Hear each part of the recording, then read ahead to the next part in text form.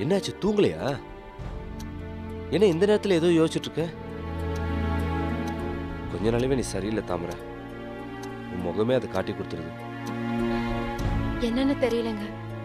ரொம்ப நிம்மதியா போயிட்டு இருந்த நம்ம வாழ்க்கையில ஏன் திடீர்னு இவ்ளோ சங்கடம்? நம்ம யாருக்கும் எந்த துரோகமும் நினைச்சதில்ல. அந்த அம்மனுக்கும் நம்ம செய்ய வேண்டிய நேர்த்தி கடனையும் செஞ்சு முடிச்சாச்சு. ஆனாலும் இன்னும் என்ன விடாம துரத்துது. அதான் ஏனே எனக்கு புரியல. பார் தாமரை, இயல்பா நடக்கிற சில விஷயங்கள் கூட சில நேரம் இதனாலதான் இது நடந்திருக்குமோன்னு நமக்கு தோணும். ஒருவேளை நம்ம பையன் காணாம போனது கூட அதே மாதிரி இருக்கலாம்ல. என்னங்க நீங்க? ஸ்கூல்ல என்ன மாதிரி வந்த அந்த உருவம், ஸ்டோர்ல இருந்து நம்ம பையன் நேரா கோயிலுக்கு போனது, இதெல்லாம் அந்த அம்மனோட சித்து விளையாட்டு தானே? இதெல்லாம் உங்க வேண்டுதலாலதான். அவசரப்பட்டு யாராவது குழந்தைய கொடுப்பேன்னு சொல்லுவாங்களா? என்ன தாமரை நீ புரியாம பேசிட்டு இருக்க? அந்த நேரத்துல அந்த இடத்துல எனக்கு அந்த பெரியவர் சொன்னது சரின்னு பட்டுச்சு. அதனாலதான் நான் அப்படி வேண்டிக்கிட்டேன். வேணா நம்ம குழந்தைக்கு பதிலா இடைக்கு எடை காசு அரிசின்னு அந்த மாதிரி ஏதாவது கொடுத்து கூட பரிகாரம் பண்ணிக்கலாம்ல. இல்லங்க, ஒரு காலம் அந்த அம்மன் அப்படியெல்லாம் ஏத்துக்காது. நம்ம பையனை குறி வச்சுதான் ஒவ்வொரு வேலையும் அந்த அம்மன் பண்ணிட்டு இருக்கா. தவமா தவம் இருந்து வயித்துல ஒரு புள்ளைய வாங்கி ஊர்ல எல்லாரும் அவங்கவுங்க புள்ளைய டாக்டர் ஆக்கணும், இன்ஜினியர் ஆக்கணும்னு நினைக்கும் போது நான் மட்டும் எப்படிங்க என் புள்ளைய பூசாரி ஆக்க முடியும்? பார் தாமரை, நம்ம எண்ணம்லாம் சரிதான். ஆனா இந்த விஷயத்துல நம்ம எதுவுமே பண்ண முடியாது தாமரை. ஏதோ ஒரு சேட்டு கடையில நம்ம ஏதாவது அடமானம் வச்சிருந்தா 4 நாள்ல திருப்பிக்கிறேன், இல்ல 5 நாள்ல கொடுத்துறேன்னு கூட நம்ம சொல்லலாம். இதே பேங்க்ல கடன் வாங்கியிருந்தா டியூ கட்டுறேன்னு சொல்லலாம். இதை நீ யார்கிட்ட போய் சொல்லுவ? எங்க போய் பேசுவ? எப்படி போய் கேட்ப? இதுக்கு மாத்து வழி என்னதான் இருக்குன்னு நினைக்கிறேன்? நல்லா யோசிச்சு பாரு தாமரை. தெய்வம்னா மன்னிக்கணும். தெய்வம்னா மனுஷங்க மேல அக்கறை இருக்கணும். தெய்வம்னா கருணை இருக்கணும். தெய்வம்னா தாய் குணம் இருக்கணும். ஆனா இதுல எதுவுமே இல்லாம பழி வாங்கணும்னு பண்ணா நம்ம பலியாகி தானே போனோம். நாம வேணா இதை பத்தி நமக்குள்ள விவாதம் பண்ணிக்கலாம். ஆனா இதெல்லாம் நீ என்ன அம்மன் கிட்ட போய் கேட்க முடியுமா, பேச முடியுமா? விடுத்தாமரை, நடக்கிறது நடந்தே தீரும். இதெல்லாம் தடுக்கிறதுக்கு நாம யாரு? நீ நானும் சாதாரண ஆளு. ஏங்க, மார்க்கண்டேயன் சிவலிங்கத்தை கட்டி பிடிச்சதுனால யம அவனை விட்டு விலகினதை நம்ம படிச்சதில்ல? அந்த மாதிரி நம்ம தெய்வத்துக்கிட்ட முறையிட முடியாது? என்ன தாமரை நீ? புராணத்துல வேணா அது சாத்தியமா இருக்கலாம். பிராக்டிக்கலா இதெல்லாம் இப்ப நடக்கிற காரியம் கிடையாது. விதின்னு வந்தா நம்ம அதை ஏத்துக்கிட்டு தான் ஆகணும். கடவுள்கிட்ட போய் மனுஷங்க கேள்வி கேட்டுட்டு இருக்க முடியுமா? இங்க பார் தாமரை, நீ நிம்மதியா தூங்கு. எது வந்தாலும் நம்ம காலையில பேசிக்கலாம். தூங்கு. மனசு போட்டு குழப்பிக்காம தூங்கு.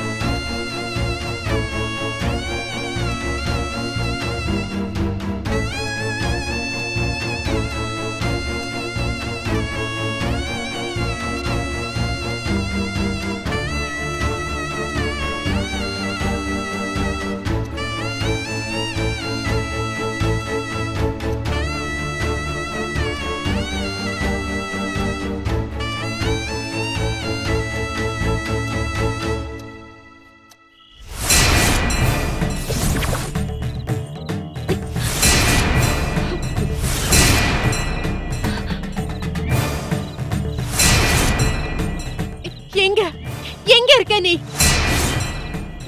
இத்தனை நாளா என் கண்ணு கட்டி விளையாடிட்டு என்ன குழப்பி என் குழந்தை என்கிட்ட இருந்து பிரிச்சு நாடகம் ஆடிட்டு இருந்த. உண்மையிலே நீ சக்தி உள்ள அம்மனா இருந்தா நீ நேர்ல வந்து பேசு. இல்ல, நீ வரமாட்ட. ஏன்னா உனக்கு ஒளிஞ்சிருந்து வித்த காமிக்கதான் தெரியுமே தவிர நேர்ல வந்து பேசுறதுக்கெல்லாம் தெரியாது. நான் என்ன தப்பு பண்ண?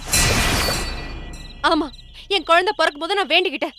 அந்த நேர்த்தி கடனை இப்பதான் நிறைவேத்தின. அதுக்காக மொத்தமா என் குழந்தையவே உனக்கு தாராவாத்து கொடுக்கணுமா?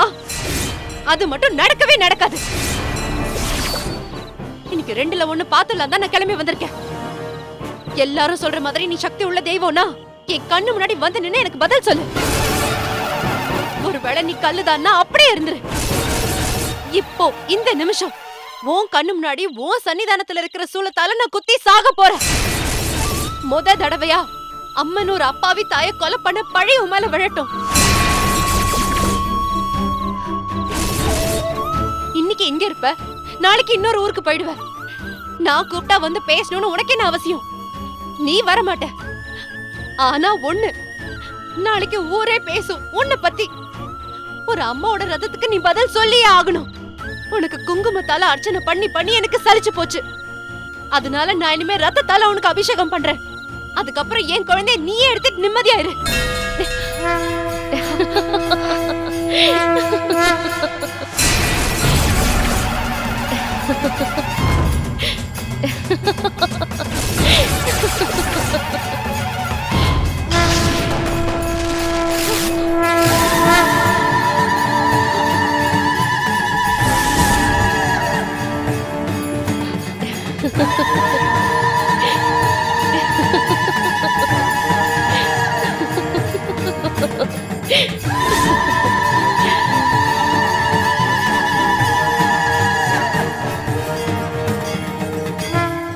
என்ன தாமரை, ரொம்ப தைரியம் தான் உனக்கு.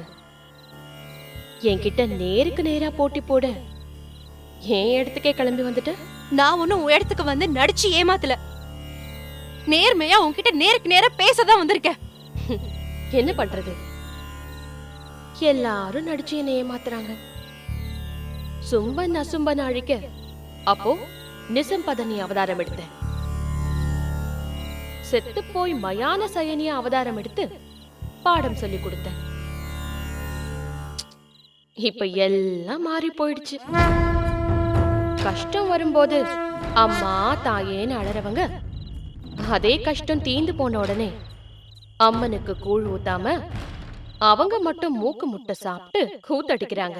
ஆத்தா, அந்த வார்த்தையோட அர்த்தம் தெரியுமா உனக்கு? தாய்னா அன்பு, இரக்கம், கருணைன்னு சொல்லுவாங்க. ஆனா அதுல ஒண்ணு கூட உன்கிட்ட இருக்கிற மாதிரி தெரியல. ஆத்தாங்கிற வார்த்தைக்கு நீ எனக்கு அர்த்தம் சொல்லி தரியா? என்ன நாடி வர பக்தர்களை நான் பக்தர்களா பாக்குறது இல்ல, என்னோட பிள்ளைங்களாதான் பாக்குறேன். இதே இடத்துல உன்ன மாதிரி வந்த எவ்வளவோ பெண்களுக்கு தாலி கொடுத்து குழந்தை வரம் கொடுத்து அவ்வளோ ஏன் வாழ்க்கையை கொடுத்து காப்பாத்திருக்கேன். உனக்கு தெரியாதா என்ன? மாரியம்மா, வீரம்மா, காளியம்மா, வெள்ளச்சி ஆயி அம்மா, பளிச்சி அம்மா, செல்லி அம்மான்னு ஊருக்குள்ள என்னதானே காவல் தெய்வமா கும்பிடுறாங்க. அப்படின்னா உன்னையே நம்பி வணங்கிட்டு வந்த நானும் உன் புள்ள தானே. பிள்ளைங்களை பாப்பேன்னு சொல்லிட்டு இப்படிதான் புள்ளை தவிக்க வச்சு அழ வைப்பியா? என்ன பார்த்து சொல்றியா அழ வைக்கிறவன்னு? அன்பும் பாசமும் வாரி வாரி அருவியா கொற்ற வைந்தார். மாறி மாறி அன்பை தர்றதுனால தானே என்ன மாரியம்மான்னு சொல்றாங்க. வரம் கொடுத்த சரி, வரம் கொடுத்த பாவத்துக்கு என் வாழ்க்கையே கேப்பியா நீ? எனக்கு என் புள்ளதான் வாழ்க்கை, அதை என்கிட்ட இருந்து நீ பறிக்க பாக்குற. கொடுக்கிற மாதிரி கொடுத்துட்டு திரும்பவும் எடுத்துட்டு போறது மனுஷ குணம், அது தெய்வ குணம் கிடையாது. உண்மைதான் தாமரை, உண்மைதான். அப்பெல்லாம் நாங்க வரம் கொடுத்த பக்தர்கள் எல்லாம் பக்தி மனம் மாறாம எங்களுக்கு விசுவாசமா இருந்தாங்க. அபிராம பட்டர் மாதிரி. இப்பெல்லாம் அப்படியா? கடத்தல் பண்ற வண்டிக்கு அபிராமி துணைன்னு ஏன் பெரிய வைக்கிறான் ஒருத்தன். கட்டுக்கட்டா கள்ள நோட்டு அடிச்சு ஏன் படம் ஓட்டின அறையில ஏன் காலுக்கு கீழே வச்சு கும்பிடுறான் ஒருத்தன். இங்க எதுவுமே சரியில்லை. மனுஷங்க மனமுருகி தெய்வத்தை வேண்டும் போது தெய்வங்கள் மனமிறங்கி வரம் கொடுத்துடுறாங்க. ஆனா தெய்வத்துக்கிட்ட அதை செய்யற இதை செய்யறேன்னு வாக்க கொடுத்துட்டு தான் காரியம் முடிஞ்சதும் சுலபமா ஆண்டவனை மறந்துட்டு அடுத்த வேலைய பார்க்க போயிடுறாங்க. நான் வேண்டிக்கிட்ட இல்லன்னு சொல்லல, ஆனா அந்த நேர்த்தி கடனை நிறைவேற்ற முடியலன்னு நான் எவ்வளவு நாள் அழுதுருப்பேன் தெரியுமா? அழுதியா? எப்பையில இருந்து அழுத தாமரை? பூம்பூம் மாட்டுக்காரியா நான் வந்து உனக்கு என் நேர்த்தி கடனை ஞாபகப்படுத்தினதுக்கு அப்புறம் தானே அழ ஆரம்பிச்ச. அதுக்கப்புறம் தானே தவிக்க ஆரம்பிச்ச. நான் ஒண்ணும் வேணும்னு நேர்த்தி கடனை நிறைவேத்தாம இல்லையே. உடம்பு முடியல, விரதம் இருக்க கூடாதுன்னு டாக்டர் சொல்லிட்டாங்க. அதனாலதான் என்னால விரதம் இருக்க முடியல. இது உனக்கு தெரியாதா? ரொம்ப வேடிக்கையா இருக்கு தாமரை நீ சொல்றது. குழந்தை பிறக்க வாய்ப்பு இல்லைன்னு மருத்துவர் சொன்னப்போ மருத்துவர் சொன்னதை நம்பாம கடவுள்கிட்ட வருவீங்க. ஆனா கடவுளுக்கு ஒரு நேர்த்தி கடன் நிறைவேற்றணும்னா கடவுள் கிட்ட போகாம மருத்துவர்கிட்ட போயிடுவீங்களோ?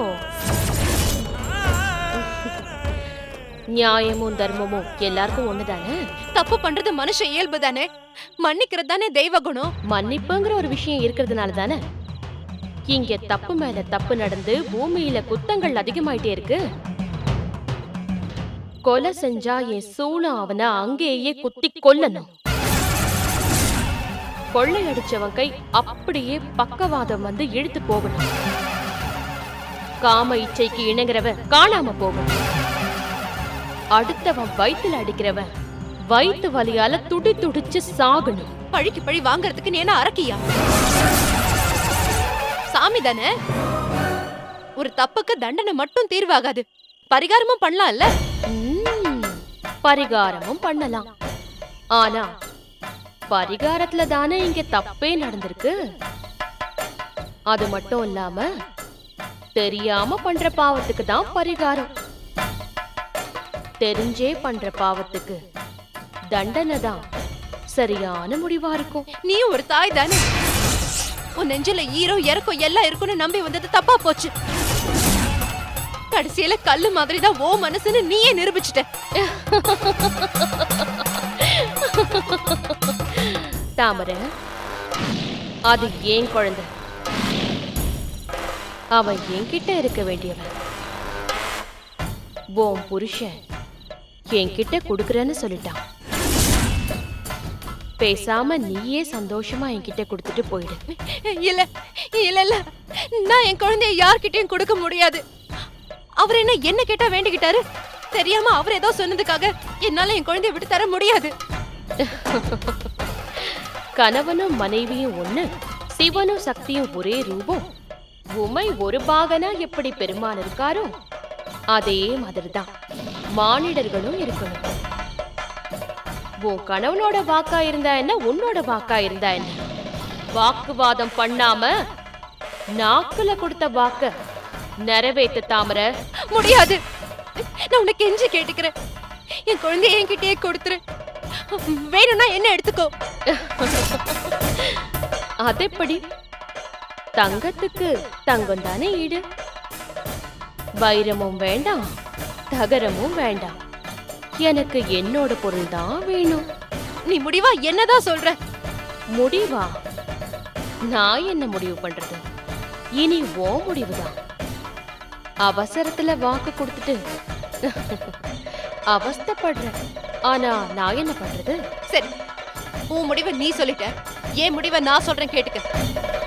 என் குழந்தைய நான் தர மாட்டேன். அவன் எனக்கு மட்டும்தான் சொந்தம். அவன் தான் என் வாழ்க்கை, அவன் தான் என் உலகம். அவனை எப்போ நான் விட்டு கொடுக்க மாட்டேன். உன்னால முடிஞ்சதை நீ பாத்துக்க.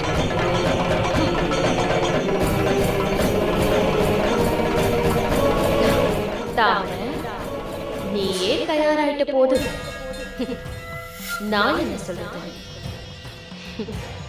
ரொம்ப நாளாச்சு விளையாடுப்பா. அம்மாவுக்கும் அம்மனுக்கும் போட்டி. அது கோடிக்கணக்கான பேர் வேடிக்கை பார்க்க போறாங்களா?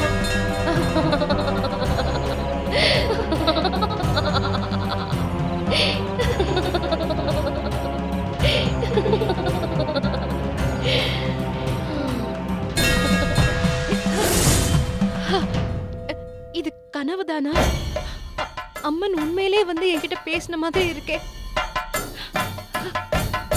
கடவுளே, இது என்ன சோதனை?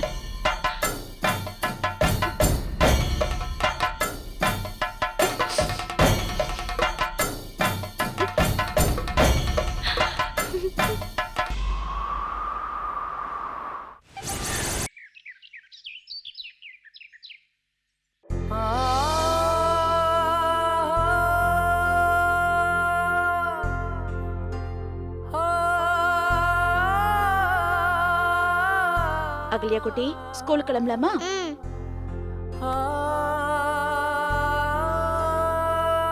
ம். வாங்க.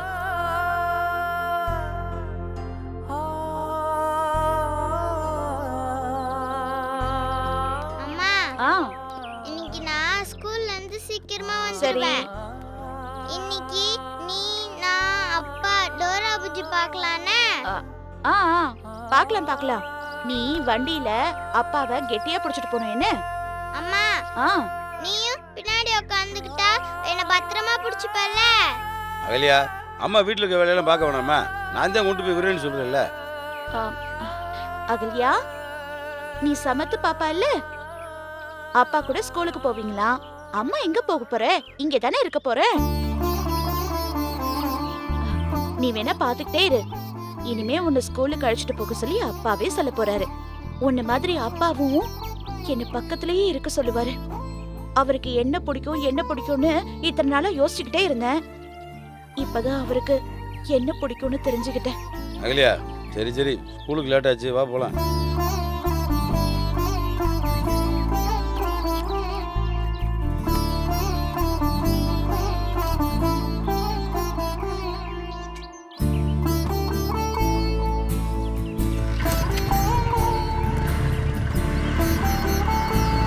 பாய்மா.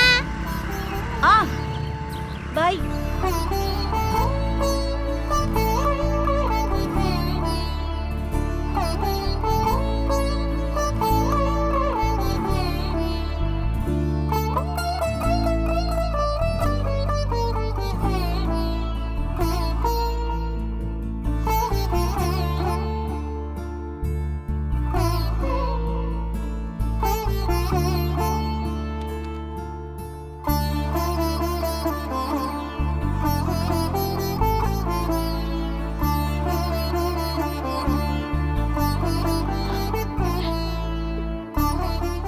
நிரூபின்னு சொல்லிட்டு நீங்க பாட்டுக்கு போயிட்டீங்க. தீ குளிச்சு நிரூபிக்கிறதுக்கு நான் என்ன சீதையா? சாவித்ரி யமனோட போராடி புருஷனை மீட்டிட்டு வந்தாளாம். நானே யமன் கிட்ட போயிட்டேன்னு நினைச்சிட்டு இருக்கிற புருஷனுக்கு எப்படி போராடி என்ன புரிய வைப்பேன்னு தெரியலையே. எத்தனை பேர் வந்தாலும் ஏன் கோகிலா மாதிரி வராதுன்னு சொல்லுவீங்களே, ஆனா இன்னைக்கு அத்தனை பேர் முன்னாடியும் நான் கோகிலாவே இல்லைன்னு சொல்றீங்களே. நான் என்ன பண்ண முடியும்? யாருமே என்ன நம்ப மாட்டேங்கிறாங்களே. என் வாழ்க்கையே தலைகீழ ஆயிடுச்சு. இதுவரைக்கும் உலகத்துல ஆராய்ச்சி பண்ணாத ஒரே விஷயம் அன்பு மட்டும்தான். ஆனா இன்னைக்கு அதுவும் ஆராய்ச்சி பண்ண வேண்டிய சூழ்நிலையில வந்து நிக்குது. இந்த லெட்டரை நீங்க படிச்சாலாவது நான் தான் கோகிலான்னு நம்புவீங்கன்னு நினைக்கிறேன். இதுதான் என்கிட்ட இருக்கிற கடைசி ஆயுதம். இதுக்கப்புறமும் என்ன உங்க பொண்டாட்டின்னு நீங்க ஏத்துக்கலனா கண்டிப்பா ஏத்துப்பீங்க. கண்டிப்பா நீங்க என்ன புரிஞ்சுக்குவீங்க.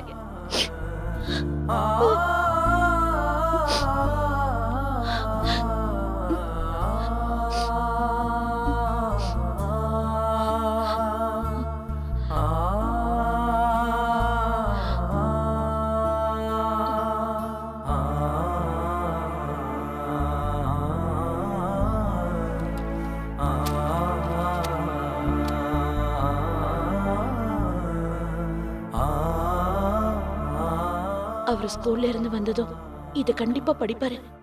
நான் தான் கோகிலான்னு தெரிஞ்சுக்குவாரு.